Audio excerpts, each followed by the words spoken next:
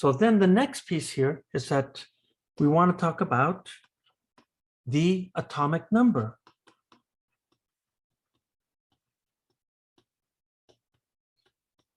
And the atomic number is defined as Z here. And here's the atomic number is very, very special. And here's what we know. The main characteristic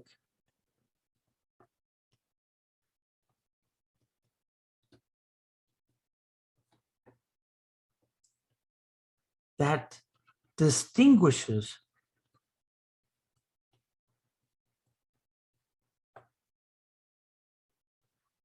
one atom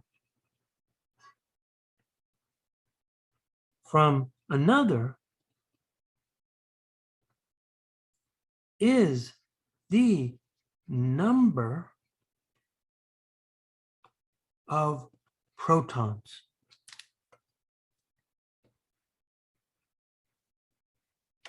And the number of protons, well, let me say this a little bit better. That is, the number of protons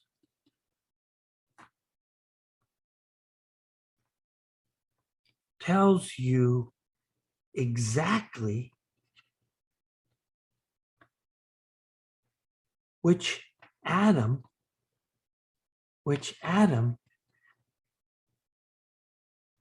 is which, I guess. Which atom is which? So because of this, this is a really important number. So the atomic number is defined as Z. And this is the number of protons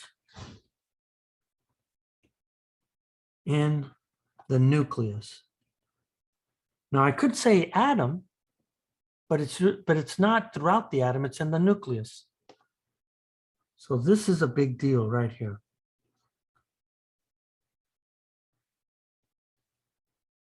So let's go look at some more examples here. So the first thing that I got to do here is that I got to change notation. So let's go look at this thing. So what you're going to see here is that you're looking at this guy. So here's nickel. And what do I know about nickel? Well, down here, we saw that this guy was the atomic mass. And what you're going to find here is that this number here is the atomic number.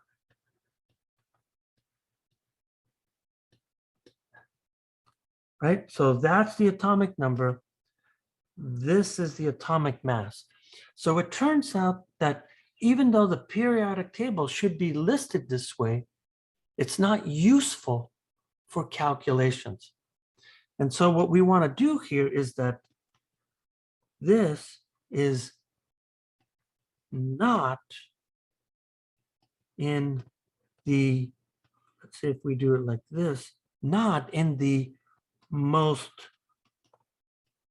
useful form. So we want to change the form here.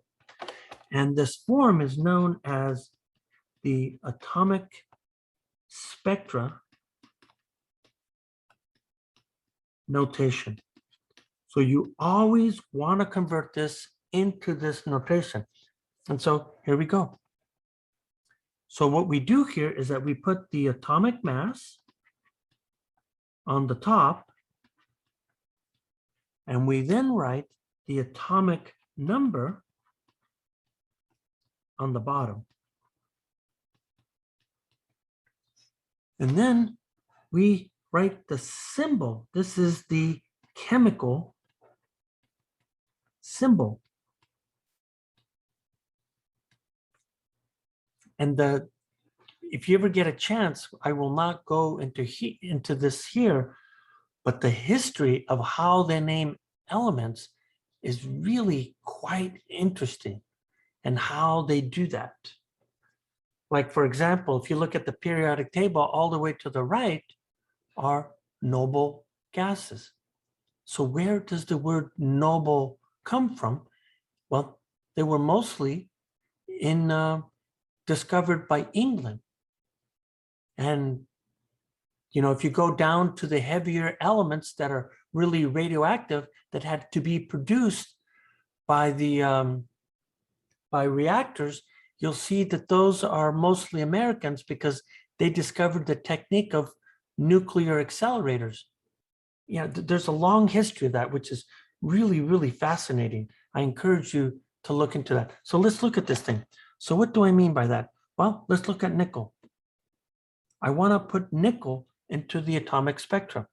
So let's write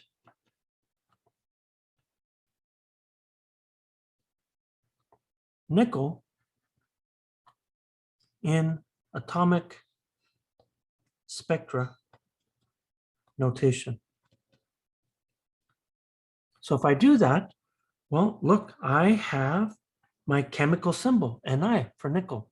So then if I look at my atomic mass, we go to the nearest digit, which should be 59, and then look at its atomic number. It's going to be 28. So here I go. So what you do here is that note that the atomic mass is bigger than the atomic number. But remember, 59 means what, right? I have 59, and that's equal to what? The number of protons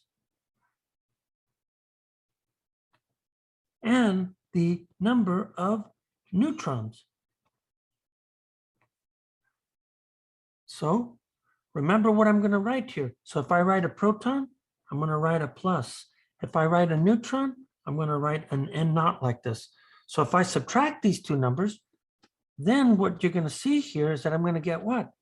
I'm going to get 31 neutrons. And then I automatically get 28 protons.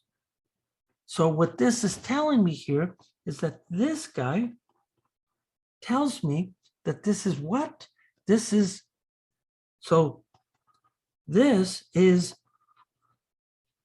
what's inside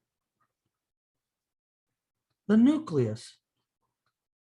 And by the way, I should have said this also, that 28 here is really what? The number of protons inside the nucleus. So if I look at this picture, how would I draw this picture? Well, I wouldn't draw a series of dots because I think that's too much work. So what I'm seeing here is that I have what? 31 neutrons, and I would write 28 protons. That's what's inside my nucleus. So let's practice this just a couple more times here. Let's bring in two elements. One of the important elements, of course, is oxygen. And then I'll bring in another similar element, chlorine. So if I look at these, let's go practice these things.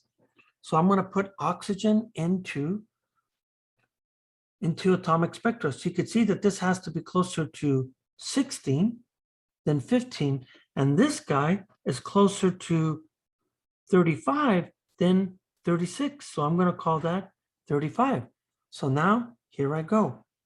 So here I have oxygen. That's my chemical symbol. So what am I going to write? I'm going to write that this guy has what?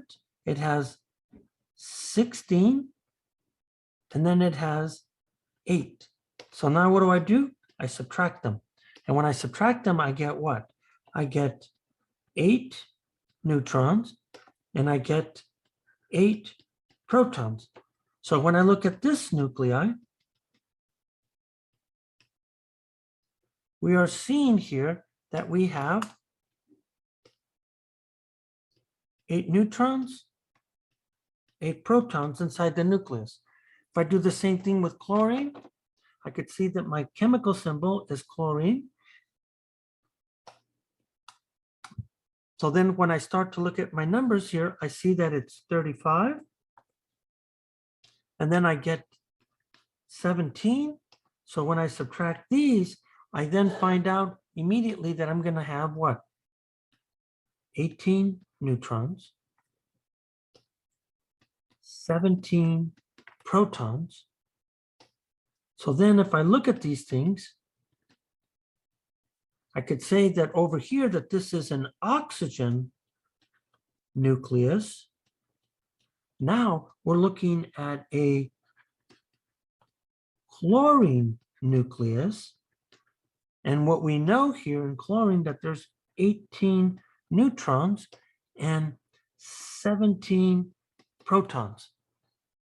So now we've nailed down what the nucleus is.